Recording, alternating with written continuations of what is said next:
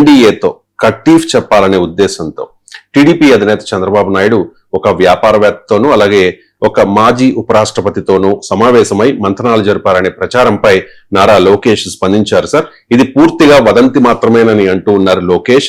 ఆ తర్వాత వారిలో ఒకరితో తాను కూడా భేటీ అయ్యానని, ఇది జస్ట్ కో ఇన్సిడెన్స్ మాత్రమేనని చెబుతూ ఉన్నారు.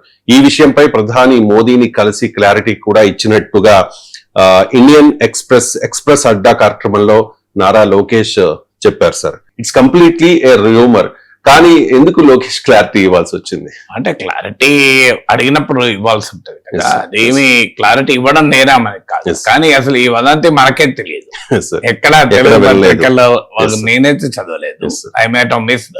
మీరు చదివితే నన్ను ఎడ్యుకేట్ చేయండి. లేదు సార్, కంప్లీట్ గా టీవీలో కానీ ఈవెన్ నేషనల్ మీడియాలో ఎక్కడ లేదు. ఎందుకంటే నేను I follow national media intensely.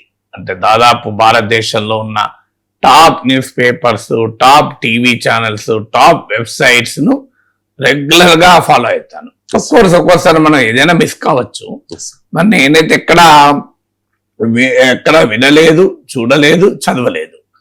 మరి ఈ రూమర్ ఏంటంటే మాజీ ఉపరాష్ట్రపతి అంటే ఇంకెవరు వెంకయ్య నాయుడు అనుమానం లేదు, సౌత్ బాంబే నుంచి వార్త వచ్చింది అన్నాడు అతను.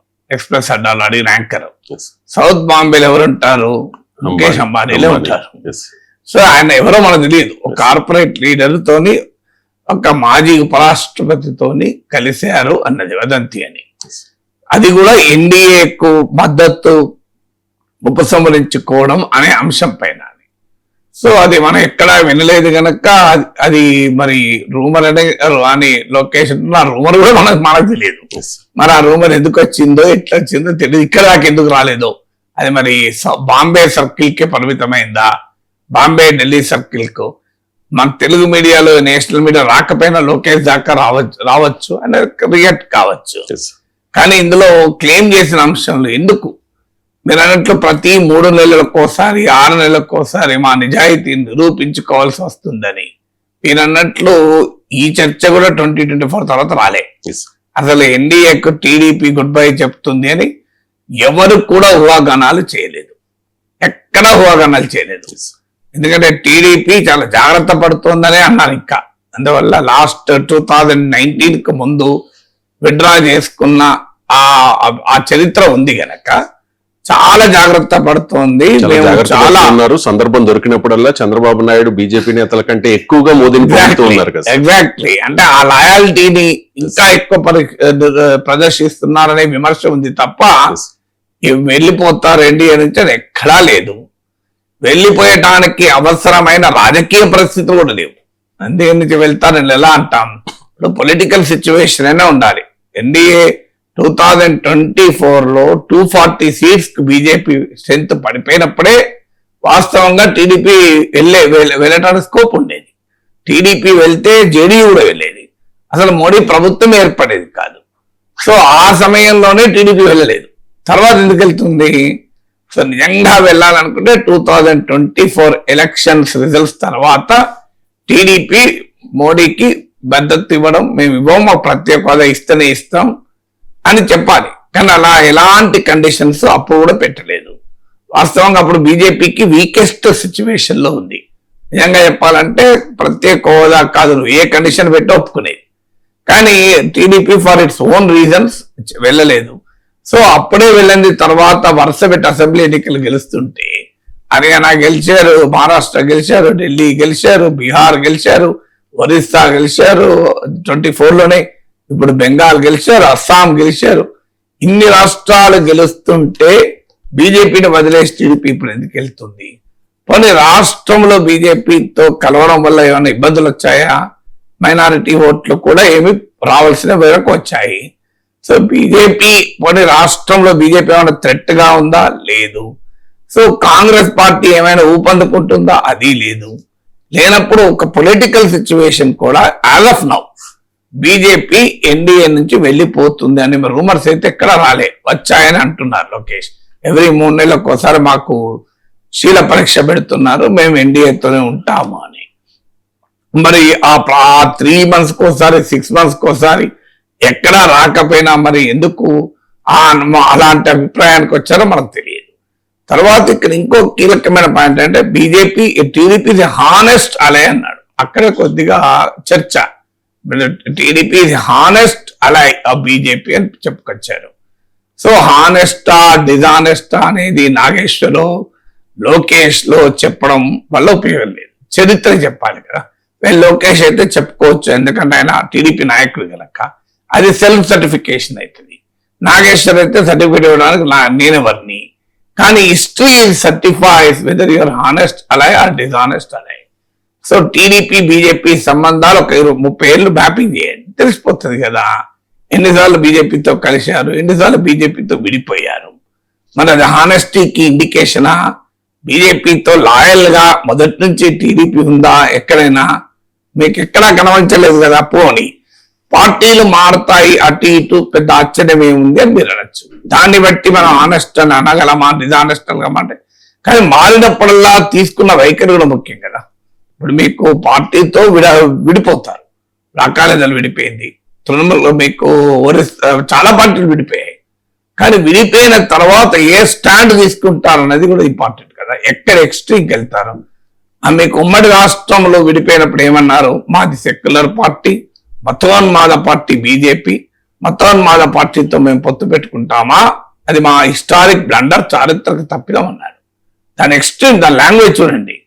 తర్వాత 2018-19 ఎలక్షన్ ముందు విడిపోయారు. విడిపోయాక ఏమన్నారు? ఇక ప్రైమ్ మినిస్టర్ ను కూడా పర్సనల్ పెట్టారు. ఇక అదైతే ఇంతవరకు భారతదేశంలో రాహుల్ గాంధీ కానీ ఏ కాంగ్రెస్ నాయకుడు కానీ ఎవరు కూడా మోడీజీని అలా అనలేదు. భార్యకే న్యాయం చేయలేని వాడు దేశానికి న్యాయం చేస్తాడా అని అసలు అదొక్కటి సందేశం నాకు గుర్తున్నది. ఇక మిగిలిన ఎన్ని అన్నాడో చంద్రబాబు నాయుడు మోడీని, మామూలుగా అనలే కదా. ఆ ఎక్స్ట్రీమ్ ఇంతవరకు ఏ పొలిటికల్ రైవల్ అనలే. ఇంతవరకు మోడీ నుంచి దూరమైన, బీజేపీ దూరమైన ఏ ప్రాంతీయ పార్టీ నాయకుడు కూడా అనలే ఇంతవరకు. అంటే ఆ స్థాయికి కూడా వెళ్ళారు. వెళ్ళి ఇప్పుడు మీకు మళ్ళీ 2019 ఎలక్షన్స్ అయిన మరుక్షణం నుంచి కంప్లీట్లీ సైలెంట్. బీజేపీ పొత్తుకు సిద్ధపడకపోయినా సైలెంట్.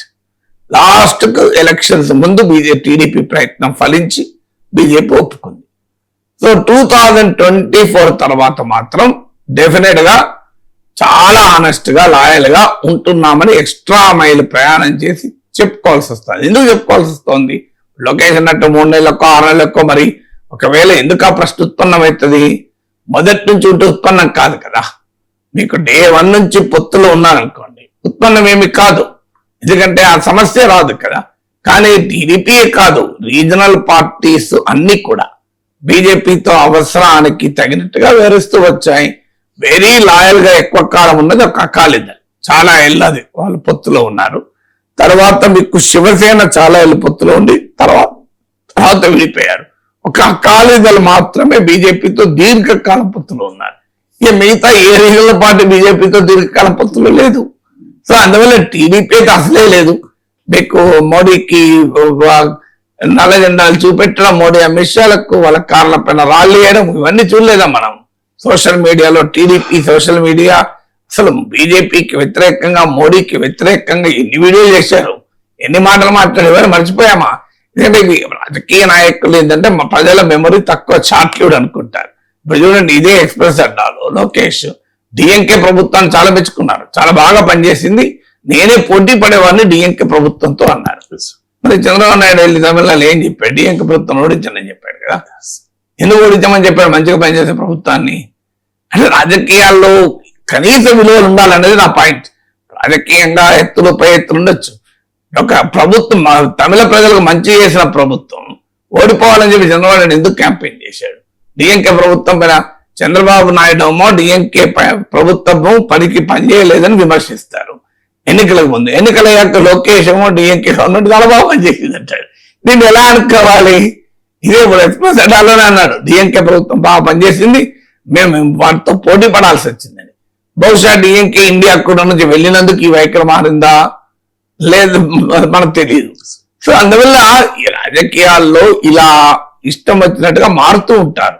మారడాన్ని మనం ఏం పెద్ద అసహజము, ఇదేదో తెలుగుదేశానికి ప్రత్యేకం అనుకోవాల్సిన అవసరం లేదు. కానీ వారు మారి మనల్ని కూడా మారమంటారు, అదే సమస్య. ఇప్పుడు వాళ్ళు బీజేపీని తిట్టినప్పుడు మనం బీజేపీని తిట్టాలి, బీజేపీ మంచిది కాదనాలి. మోడీ మంచోడు కాదనాలి. మళ్ళీ వాళ్ళు మెచ్చుకుని మొదలు పెట్టడంతో మనం మెచ్చుకోమని మొదలు పెట్టాం. పెట్టకపోతే మళ్ళీ మన మీద అటాక్ చేస్తారు. అంటే వాళ్ళ పార్టీ కార్యకర్తల్ని మారమంటే అర్థం ఉన్నది. ఇండిపెండెంట్ విశ్లేషకులు జర్నలిస్టులు మారుతారు. నా స్టాండ్ ఎప్పుడైనా ఒకటే ఉంటుంది కదా. లేదు మీరు విశాఖ స్టీల్ ప్లాంట్ పోరాడాలి అని మేము అన్నప్పుడు మీరు కూడా పోరాడండి అనండి. మీరు తమాషా ఏం కార్మికులు బంద్ చేస్తలేరు అన్నప్పుడు మీరు కూడా అలాగే తమాషా కార్మికులు బంద్ చేస్తలేరు అనాలి. ప్రత్యేక హోదా మించింది లేదన్నప్పుడు మీరు ప్రత్యేక హోదా మించింది లేదనాలి. ప్రత్యేక హోదా వేస్ట్, ప్రత్యేక ప్యాకేజీ కావాలంటే మీరు ప్రత్యేక ప్యాకేజీ కావాలన్నారు. మళ్ళీ మీరు మేము మళ్ళీ ప్రత్యేక హోదా అన్నాం అనుకోవాలి, మీరు మళ్ళీ ప్రత్యేక హోదా అనాలి. మారాలి మీరు కూడా. మీరు ఎక్కడ మేము మోడీ బీజేపీతో పొత్తు పెట్టుకున్నప్పుడు దేశం కోసం అంటే మీరు దేశం కోసం అనాలి. తర్వాత బీజేపీ మతోన్మాద పార్టీ అంటే బీజేపీ మతోన్మాద పార్టీ అని విమర్శించాలి. మళ్ళీ దేశం కోసం బీజేపీతో పొత్తు అంటే దేశాన్ని ధరించే పార్టీ బీజేపీ అనాలి. మళ్ళీ తర్వాత భార్యకే న్యాయం చేయలేని వాడు దేశానికి న్యాయం చేస్తారు, మోడీని ఇష్టం వచ్చినట్టు అనాలి. మళ్ళీ మోడీ పొగడాలి.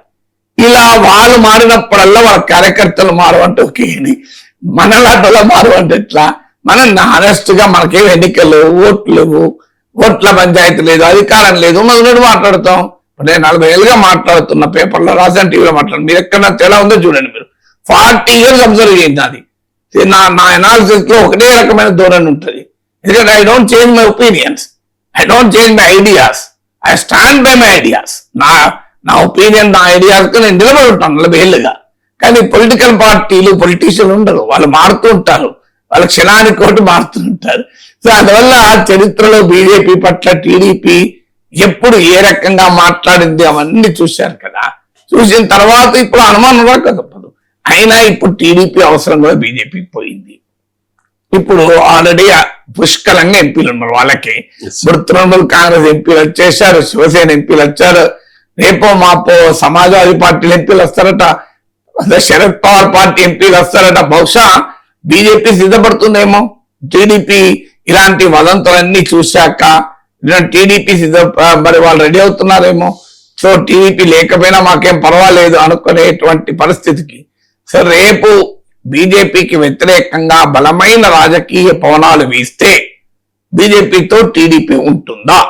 ఈ ప్రశ్న క్వశ్చన్ వేసి వదిలేస్తుంది. ఎందుకంటే ట్రోల్స్ మళ్ళీ మీద పడతారు కనుక వాళ్ళనే ఆన్సర్ చేసుకోమంటున్నా. నేను ఏమంటలేను.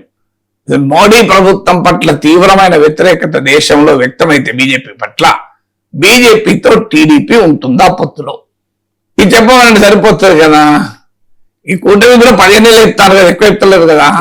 అందుకే పార్టీలు 15 ఏళ్ళు బతకవు కదా, 150 ఏళ్ళు ఉంటాయి కదా. అదే టీడీపీ పట్ల వ్యతిరేకత ఉంటే బీజేపీ కూడా టీడీపీతో ఉండదు. బీజేపీ ఇష్యూ కాదు ఇక్కడ. ఎందుకంటే బీజేపీ నాయకులు ఎవరు అట్లాంటి క్లెయిమ్ ఏం చేయలే కదా. బీజేపీ బీజేపీ వాళ్ళు వెరీ క్లియర్, వాళ్ళు మేనిఫెస్టోని ముట్టుకోలేదు కదా సిద్ధార్థ సింగ్. వాళ్ళ దాంట్లో మొహమాట వెళ్ళే వాళ్ళు ఓపెన్ గా చెప్తారు. వాళ్ళు మాది కోల్డ్ బ్లడెడ్ పాలిటిక్స్, మా పార్టీ పెరగాలి, మా పార్టీ పెరగడానికి అవసరమైన వ్యూహాలు రచిస్తూ ఉంటారు. ఫేర్ కదా, దానికి అభ్యంతరం లేదు, ఫేర్. వాళ్ళు ఎప్పుడైనా చెప్పారా మేము 15 ఏళ్ళుగా టీడీపీతో ఉంటామని ఎప్పుడు అన్నారా? మీరు గమనించండి, ఇంతవరకు బీజేపీ వాళ్ళు ఒక్కసారి అన్నారా మేము 15 ఏళ్ళతో టీడీపీతో ఉంటాం, 20 ఏళ్ళతో ఉంటాం? వాళ్ళు అట్లా ఫ్యూచర్ కాంట్రాక్ట్ సైన్ చేయరు వాళ్ళు. వాళ్ళు వెరీ ఫెయిర్, అది తప్పేం లేదు. Yes, we're political party, depending on the political situation we take a stand అంటే నాకు అభ్యంతరం లేదు. దట్ ఇస్ ఓకే, ఫెయిర్ కదా. అది కాదు, అలా కాదు, మేము ఆనెస్ట్ అడాయి బీజేపీతో మా బంధం తరతరాల అనుబంధం, అసలు మేము మమ్మల్ని మించిన ఆనెస్ట్ అలే లేరు, ఈ బంధంతులు ఎందుకు వస్తున్నాయి అన్నప్పుడల్లా చరిత్ర చెప్పాల్సి వస్తుంది. లేదు, yes, political parties obviously react to political situation. రాజకీయ పరిస్థితులకు అనుగుణంగా రాజకీయ పార్టీలు వ్యూహాలు రచిస్తుంటాయి. ఈ రోజున్న రాజకీయ పరిస్థితుల్లో బీజేపీతో విడిపోవాల్సిన అవసరం మాకు లేదు. ఇది కరెక్ట్ స్టాండ్ కదా. కాదు అసలు మేము తరతరాల జన్మల బంధం మాది అంటే ప్రశ్నలు రాకుంటుంటాయి కావాలి. ఎందుకంటే మీరే చెప్పారు కదా మతోన్మాద పార్టీ, మీరే అన్నారు కదా ఫాసిస్ట్ పార్టీ, మీరే అన్నారు కదా చారిత్రక తప్పిదం, మీరే అన్నారు కదా భార్య న్యాయం చేయలేని వాడు, ఇవన్నీ మీరన్నాయి కదా, మేమన్నాయి కాదు కదా. మీకు చంద్రబాబు అన్నాకనే కదా చంద్రబాబు పైన మోడీ అన్నాయి ముజే సీనియర్ హాయ్ దల్ బదల్ నేమే సీనియర్ హాయ్ అంటే ఓ పార్టీతో పొత్తు మరో పార్టీతో పెట్టుకోవడంలో మీరు సీనియరు. ఏ చునావ్ కే బాద్ और एक चुनाव में हारने में सीनियर आए उसमें तो मैं सीनियर ही नहीं है అంటే ఒక ఎన్నిక తర్వాత మరో ఎన్నికలో ఓడిపోవడంలో సీనియర్, నేనైతే అందులో సీనియరే కాదు. సో ఇలా మామకు వెళ్ళిపోవడంలో సీనియర్, దాన్ని ఎవరన్నారు? మోడీ అనండి, ఏమన్నా చెప్పండి. పోలవరంకు ఏటీఎం గది ఎవరన్నారు? మోడీ అన్నాడు కదా. నేను ఎప్పుడు ఈ భాష వాడలే. సో మరి ఇవన్నీ మాట్లాడుకున్నారు. కానీ బీజేపీని అప్రిషియేట్ చేయాల్సింది ఏంటంటే వాళ్ళు ఎక్కడ ఈ ఫ్యూచర్ కాంట్రాక్ట్లు సైన్ చేయరు. ఇవాళ పవన్ కళ్యాణ్ 15 ఏళ్ళని ఎన్నిసార్లు అన్నా ఇంతవరకు బీజేపీ నాయకుడు 15 ఏళ్ళన్నా ఒక్కదాన్ని చెప్పండి. గొడ్డుకోవు పందికోవు అని చంద్రబాబు నాయుడు పవన్ కళ్యాణ్ ఎంత అన్నా బీజేపీలో ఒక్క మాట అన్నా నెవర్.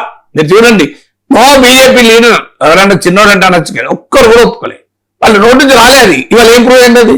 ఏం లేదు కదా, తిరుమల అయిపోయింది కదా, ఎవరు లేదు కదా, సుబ్బారెడ్డి అరెస్ట్ చేయలేదు, కేసు నోటీస్ లేదు కదా, అయిపోయింది కదా, అది మొత్తం కంప్లీట్ మర్చిపోయారు. నేను ఇప్పుడే చెప్పాను కదా మర్చిపోతారని. సిట్ ఇన్వెస్టిగేషన్ లేదు, ఏమీ లేదు. సో రాజకీయాలు ఇలాగే ఉంటాయి. కానీ దాన్ని మనలాంటి వాళ్ళు జనం ముందు పెడితే మన మీద పడతారు.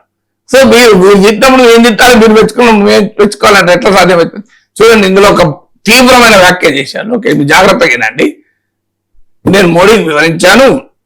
మోడీ అన్నాడు నా దగ్గరికి సమాచారం రాలేదు, వస్తే తెలుసుకుంటాను అంటూ ఈ as is all investigating agencies అన్నాడు. ఇది ఒక చాలా సీరియస్ స్టేట్మెంట్. అంటే ఒక దేశ ప్రధాని ఇన్వెస్టిగేటింగ్ ఏజెన్సీస్ ను రాజకీయాలు దుర్వినియోగం చేసుకుంటున్నాడా?